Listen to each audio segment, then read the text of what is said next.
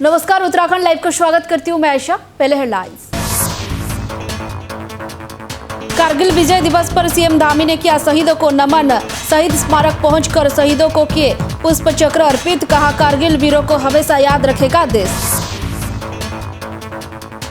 CM Dhami ने किया प्रदेश भर के लेखक एवं साहित्यकारों से संवाद। प्रदेश के विकास, सांस्कृतिक संरक्षण और सामाजिक परिवर्तन में साहित्यकारों की भूमिका पर हुई चर्चा। कांवड़ मेले को सुरक्षित ढंग से कराने के लिए हुई पुलिस अधिकारियों की बैठक। एडीजी मुरुगेशन ने की ब्रीफिंग, अधिकारियों को दिए आवश्यक निर्देश। दिल्ली में हुई उत्तराखंड कांग्रेस की अहम बैठक। 2027 के चुनाव पर हुई चर्चा। जल्द उत्तराखंड आएंगे मल्लिकार्जुन खड़गे और प्रियंका गांधी।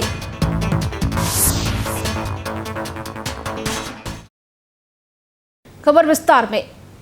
मुख्यमंत्री पुष्कर सिंह धामी ने देहरादून स्थित मुख्य सेवक सदन में प्रदेश भर से आए वरिष्ठ लेखक और साहित्यकारों से साथ संवाद किया। इस दौरान साहित्यकारों ने मुख्यमंत्री को अपनी स्वरचित पुस्तकें भेंट की और साहित्य, संस्कृति व सामाजिक परिवर्तन से जुड़े विषय पर चर्चा की। मुख्यमंत्री ने कहा कि साहित्यकार समाज का दर्पण होने के साथ साथ उसी दिशा देने वाले मार्गदर्शक भी होते हैं। उन्होंने कहा कि उत्तराखंड की सांस्कृतिक विरासत के संरक्षण और नई पीढ़ी में अध्ययन व लेखन की संस्कृति विकसित करने में साहित्यकारों की भूमिका महत्वपूर्ण है। मुख्यमंत्री ने बताया कि राज्य सरकार उत्तराखंड भाषा संस्थान के माध्यम से पुराने और अप्रकाशित साहित्य के संरक्षण व प्रकाशन का कार्य कर रही है। वहीं रुद्रप्रयाग के 1000 पुस्तक दान अभियान को सहयोग देते हुए मुख्यमंत्री ने लेखकों की 50 पुस्तकें खरीदकर सार्वजनिक पुस्तकालय को उपलब्ध कराने की घोषणा की। मुख्यमंत्री पुष्कर सिंह धामी के निर्देशन पर देहरादून में जिला प्रशासन की पहल पर शुरू किए गए हिमालयन भोजनालय महिलाओं के लिए आत्मनिर्भरता का सफल मॉडल बनकर उभरे हैं।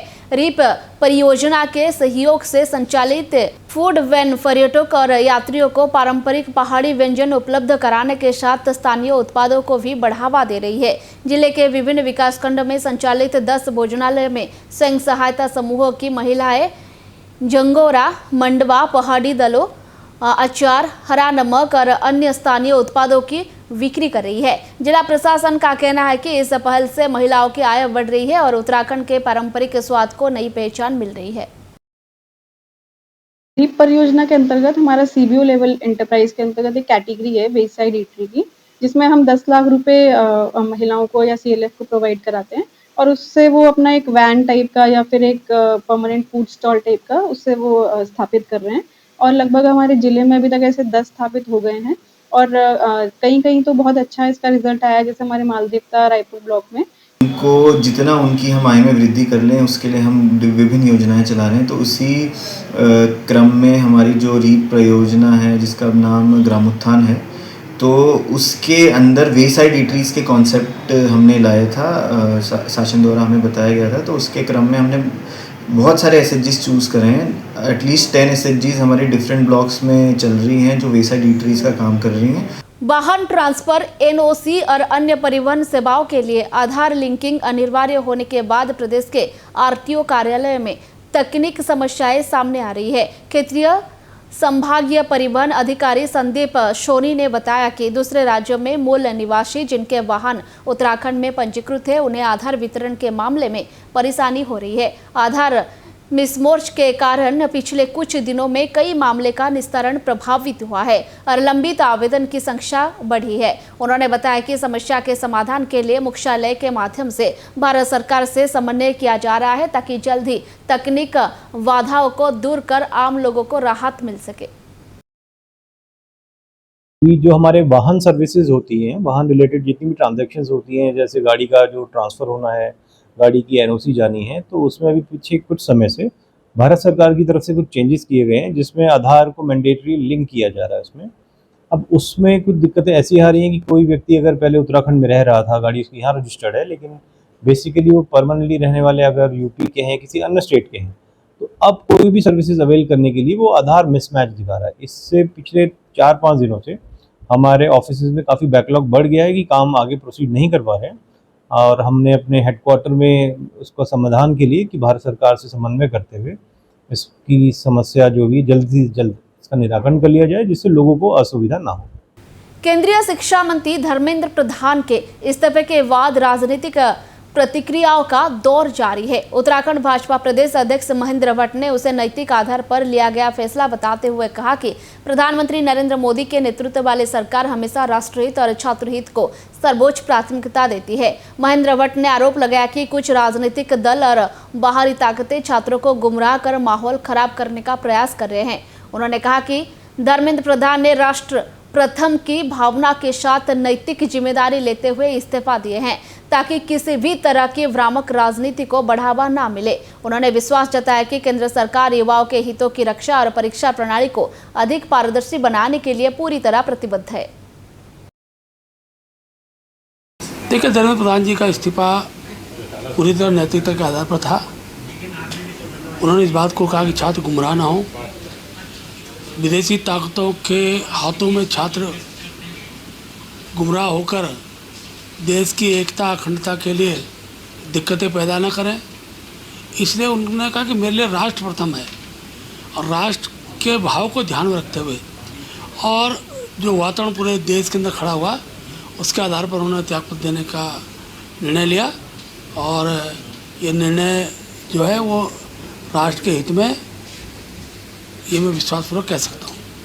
तपोवन और सरगाश्रम के बीच बने बजरंग सेतु को ग्लास ट्रैक पर चलने के लिए अब पर्यटकों को शुल्क देना होगा। लोक निर्माण विभाग को शासन से इसकी मंजूरी मिल गई है। अब ग्लास ट्रैक पर चलने के लिए प्रति व्यक्ति 100 रुपये का शुल्क देना होगा, जबकि दोनों ओर आने जाने के लिए 200 रुपये देना होगा। यह टिकट 2 घंटे तक मान्य रहेगा। इसके बाद अतिरिक्त शुल्क लिया जाएगा। बच्चों के लिए टिकट आधे शुल्क पर उपलब्ध होगा। पीडब्ल्यूडी के अधीक्षण अभियंता SK नेगी ने बताया कि ग्लास ट्रैक की सुरक्षा और रखरखाव के लिए निजी एजेंसी नियुक्त की जाएगी, जिसके लिए टेंडर प्रक्रिया शुरू कर दी गई है। वहीं जो लोग ग्लास ट्रैक का उपयोग नहीं करना चाहते वे पुल के डामर वाले हिस्से से बिना किसी शुल्क के आवागमन कर सकेंगे।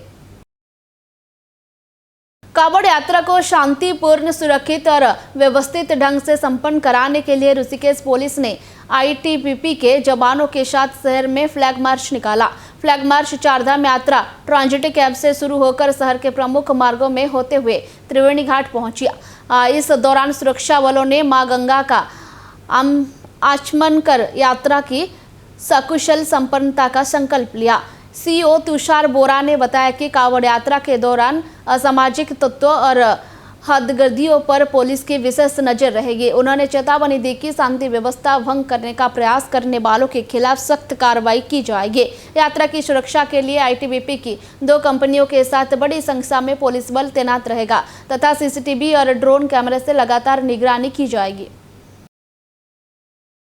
ऐसा है कि ITBP और लोकल पुलिस और चौकी इंचार्जों के उससे सबसे मिलकर ये आज ट्रांजिट कैंप से लेकर मेन बाज़ार में होते हुए त्रिवेणी घाट और मेन बाज़ारों में आज ये फ्लैग मार्च निकाला गया, ताकि सुरक्षा की दृष्टि से लोगों को आश्वस्त रहेगी और बिल्कुल सकुशल संपन्न कराने की यात्रा को इस उद्देश्य से निकाला गया। सर, कितने जोन बनाए गए हैं और क्या उल्लंघन करने वालों पर किस तरीके से पुलिस की नजर रहेगी? मैं आपके माध्यम से बताना चाहता हूँ कि ये हमने पूरे कांवड़ यात्रा जोन को 5 जोन में और 13 सेक्टरों में डिवाइड किया गया है और हर जगह CC कैमरों में लगा रखे हैं। जो भी असामाजिक तत्व इन चीज़ों को आएगा वो सुरक्षा उसमें कैमरों में कैद रहेगा। इसलिए मैं कहना चाहता हूं कि जो भी आए यात्रा के लिए आए वो उनके लिए स्वागत है बिल्कुल, लेकिन कोई भी इस उद्देश्य से कि उद्यम मचाएगा तो वो यह होने नहीं देंगे। केंद्रीय शिक्षा मंत्री के इस्तीफे के बाद उत्तराखंड में भी उच्च शिक्षा मंत्री धन सिंह रावत के इस्तीफे की मांग तेज हो गई है। हरिद्वार में स्वराज सेवा दल के कार्यकर्ता और छात्र ने विरोध मार्च निकालकर शिक्षा मंत्री के इस्तीफे की मांग की। रानीपुर मोड़ से शुरू हुआ मार्च शहर के विभिन्न मार्गों से होते हुए सिटी मजिस्ट्रेट कार्यालय पहुंचा, जहां मुख्यमंत्री के नाम ज्ञापन सौंपा गया। प्रदर्शनकारियों का कहना है कि भर्ती और परीक्षा प्रणाली में पारदर्शिता सुनिश्चित कराने के लिए जिम्मेदारी तय की जानी चाहिए। उन्होंने आरोप लगाया कि पेपर लीक की घटनाओं ने युवाओं का भविष्य प्रभावित किया है और पूरे मामले में जवाबदेही तय करते हुए राज्य के उच्च शिक्षा मंत्री ने इस्तीफा की मांग की। देखिए, जंतर मंतर पर धरना चल रहा था, आंदोलन हो रहे थे, लाठीचार्ज हो रहे थे और यहाँ पर देहरादून में पेपर लीक हो रहा था। आप बताइए, जब वहाँ के धर्मेंद्र प्रधान ने केंद्रीय शिक्षा मंत्री ने इस्तीफा दिया है तो यहाँ पर धन सिंह को भी इस्तीफा देना चाहिए।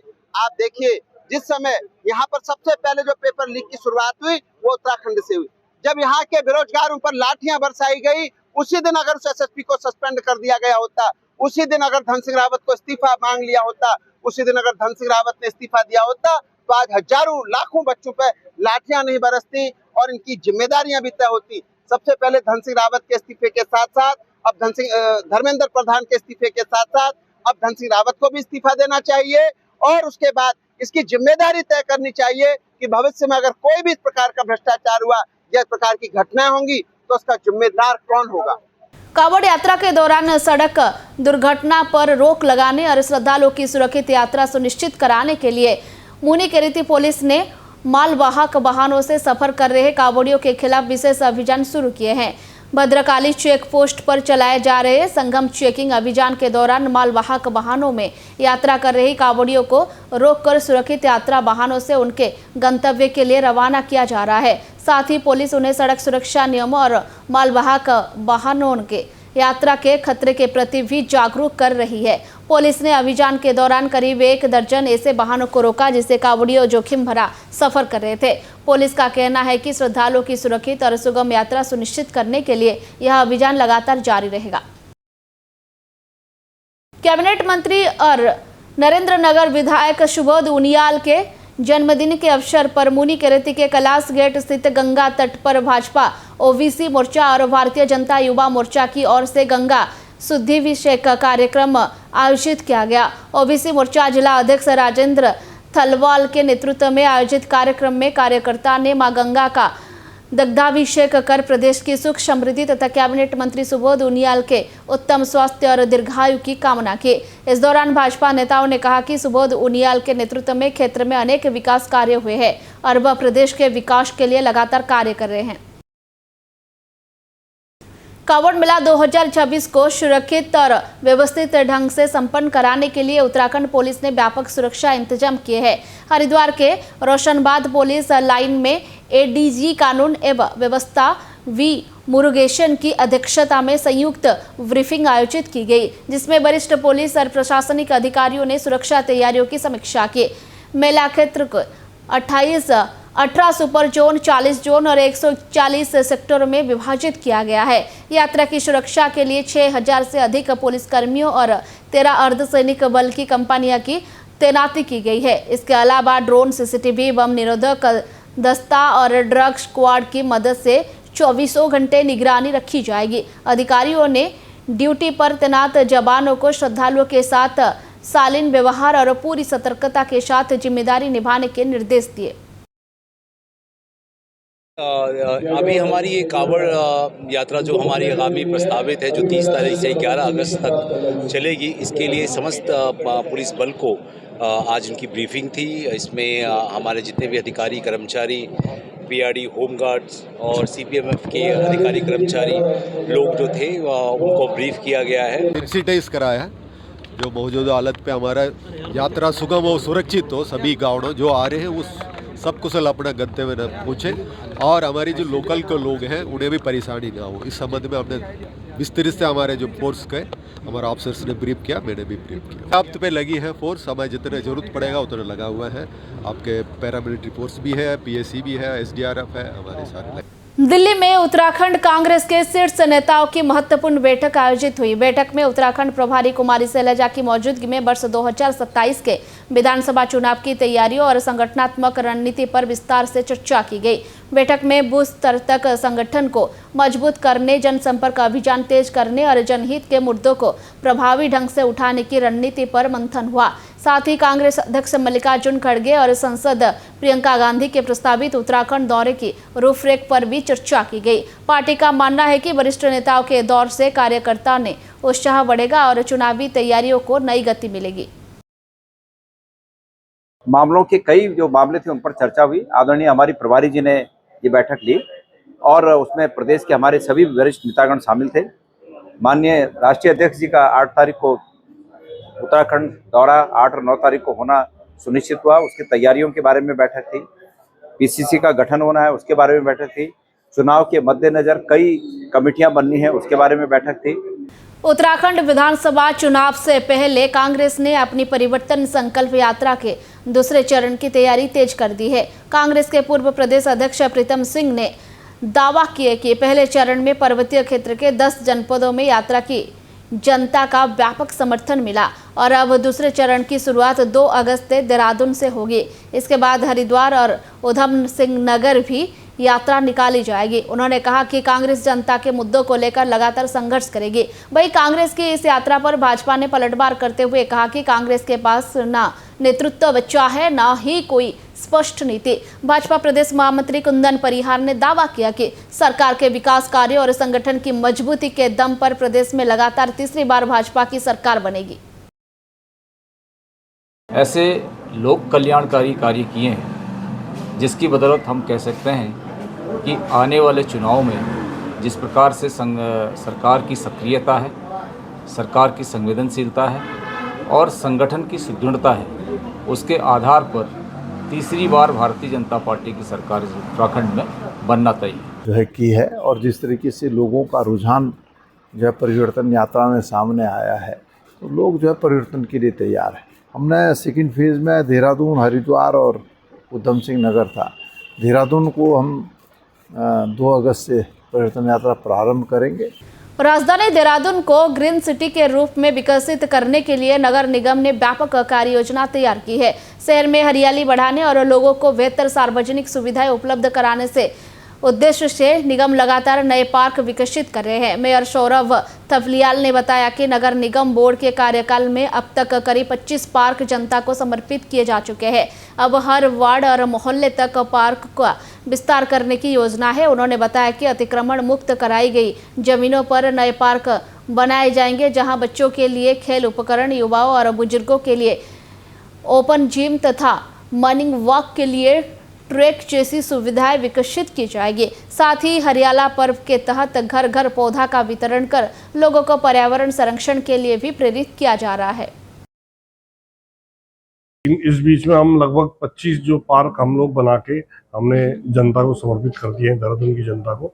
निश्चित तौर पर आगे भी हमारे जो पार्क हैं उनको हम और डेवलप करना चाहते हैं, उनको बनाना चाहते हैं, जनता को समर्पित करना चाहते हैं, जहाँ पर कि बच्चे वगैरह जो हैं वो खेल सकें, उनके लिए खेलने के लिए उपकरण वगैरह सब उसमें लगा के, व्यायाम सारा जो ओपन जिम वगैरह उनमें लगा के, और पैदल पाथ बुजुर्गों के लिए, इस प्रकार का हमारा प्लान है।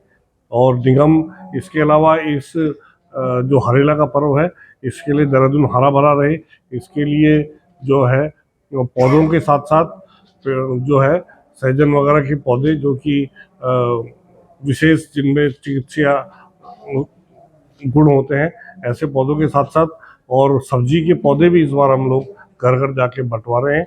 कारगिल विजय दिवस के अवसर पर देहरादून के गांधी पार्क स्थित शहीद स्मारक पर शौर्य और बलिदान को नमन करने का भावपूर्ण कार्यक्रम आयोजित किया गया। मुख्यमंत्री पुष्कर सिंह धामी ने शहीद स्मारक पहुंचकर कारगिल युद्ध के अमर वीरों को पुष्प चक्र अर्पित कर श्रद्धांजलि दी। इस अवसर पर सैनिक कल्याण मंत्री गणेश जोशी, पूर्व सैनिक शहीदों के परिजन और बड़ी संख्या में नागरिक मौजूद रहे। मुख्यमंत्री ने कहा कि कारगिल के वीरों का बलिदान देशवासियों को सदैव प्रेरित करता रहेगा और उत्तराखंड की वीर भूमि हमेशा राष्ट्र रक्षा के लिए बहादुर सैनिक देती रहती है। उन्होंने कहा कि राज्य सरकार सैनिक और उनके परिवारों के सम्मान और कल्याण के लिए पूरी तरह प्रतिबद्ध है। इस दौरान कारगिल युद्ध के वीरों, उनके परिजन और पूर्व सैनिक को सम्मानित भी किया गया। दुश्मन के छक्के छुड़ाने का काम किया और हम सबको ऐतिहासिक विजय दिलाई, जो हमें हमेशा गौरवान्वित करेगी। हमारी नई पीढ़ी को हमेशा भारत की सेना, उसके शौर्य पराक्रम पर हमेशा उनको गर्व होगा और वो राष्ट्रभक्ति के लिए आगे बढ़कर प्रेरित होंगे। सेना और देश के लिए अपना सर्वस्व समर्पित करने के लिए, राष्ट्र के नाम और राष्ट्र के लिए काम करने के लिए आगे बढ़ेंगे। और साथ ही चूँकि देवभूमि उत्तराखंड ये वीर भूमि भी है, जहाँ से इतनी बड़ी संख्या में उत्तराखंड में पेपर लीक के मामले को लेकर जारी सियासी घमासान के बीच मुख्यमंत्री पुष्कर सिंह धामी ने विपक्ष के आरोप का जवाब दिए है। मुख्यमंत्री ने कहा कि कांग्रेस के पास अब कोई मुद्दा नहीं बचा है, इसलिए वह बेवजह भ्रम फैलाने का प्रयास कर रही है। उन्होंने कहा कि भाजपा सरकार ने कभी भी पेपर लीक या नकल के किसी भी मामले को दबाने का प्रयास नहीं किया। हाल ही में इंजीनियरिंग सेमेस्टर परीक्षा से जुड़े मामले में भी शिकायत मिलते ही तत्काल जांच कर दोषियों के खिलाफ कार्रवाई की गई। मुख्यमंत्री ने कहा कि उनकी सरकार ने नकल माफियों के खिलाफ सख्त अभियान चलाकर 100 से अधिक आरोपियों को जेल भेजा है। उन्होंने आरोप लगाया कि कांग्रेस सरकार के समय कई भर्ती घोटाले सामने आए, लेकिन उन पर कोई प्रभावी कार्रवाई नहीं हुई, जबकि वर्तमान सरकार हर मामले में पारदर्शिता और सख्त कार्रवाई की नीति पर काम कर रही है। हमारे समय में अगर कोई भी प्रकरण आया तो हमने उसको कभी छिपाया नहीं है, हमने उस पर कार्रवाई की है और जो ताज़ा प्रकरण आया है उसमें भी पूरी कार्रवाई हो चुकी है। और वो एक सेमेस्टर, क्योंकि इंजीनियरिंग के सेमेस्टर का एग्जाम था, इंटरनल उनकी परीक्षा थी, वो किसी व्हाट्सएप ग्रुप पर ऐसी सूचना आई थी कि वो प्रश्न पत्र, उसमें कुछ जो प्रश्न पत्र हैं उसमें से कुछ प्रश्न पत्र आए, तो हमने तत्काल कार्रवाई की है और जो भी उसमें दोषी हैं उनके खिलाफ कार्रवाई हुई है। और पहले भी हम 100 से अधिक नकल माफियाओं को जेल भेज चुके हैं, जबकि इनके कार्यकाल में चाहे वो पटवारी भर्ती का प्रकरण हो, दरोगा भर्ती का प्रकरण हो, या उत्तराखंड टेक्निकल बोर्ड का प्रकरण हो, या यूपी SSSC के प्रकरण हो, उन पर किसी पर वीडियो की भर्ती का प्रकरण हो, किसी पर कार्रवाई नहीं हो, उन सभी पर हम ही ने कार्रवाई की है।